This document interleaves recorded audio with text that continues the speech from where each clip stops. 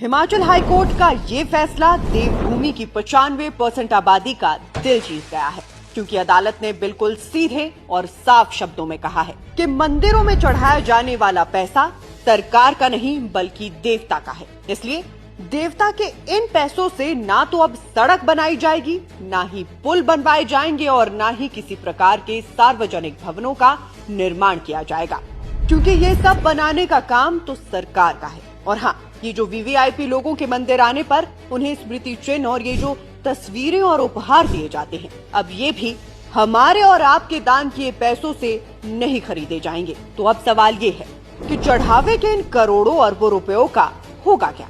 खबरों का पंचनामा में आज हम यही पता लगाएंगे। तो जैसा कि आपको पता ही होगा, पहले जयराम सरकार ने और अब सुक्खू सरकार ने प्रदेश के मंदिरों से पैसे मांगे। किसी ने गौशाला चलाने के लिए मांगे तो किसी ने योजना। मगर अब हिमाचल हाईकोर्ट ने साफ कहा है कि धर्म का पैसा अब धर्म के ही काम आएगा और ये संस्कृति और समाज के असली कल्याण में खर्च होगा। अदालत ने आदेश दिया है कि दान की रकम वेदों, उपनिषदों और योग की शिक्षा के प्रचार प्रसार में लगाई जाए। इससे गुरुकुलों की स्थापना होगी, जहां बच्चे धर्म और अध्यात्म की शिक्षा ग्रहण करेंगे। दान राशि से गौशालाएं बनाई जाएंगी, यज्ञशालाएं और हॉल तैयार होंगे, जहां नामकरण, उपनयन, विवाह जैसे संस्कार होंगे।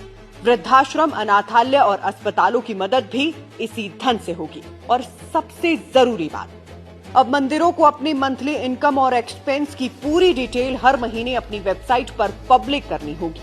यानी कौन सा काम हुआ, कितने समय में हुआ और पैसे कितने खर्च हुए, ये सब भक्तों को भी बताया जाएगा। और अगर कोई ट्रस्टी या अधिकारी इस धन का दुरुपयोग करता पाया गया तो उससे वो राशि वसूली जाएगी, क्योंकि अदालत ने साफ कहा है धन देवता का है, सरकार का नहीं।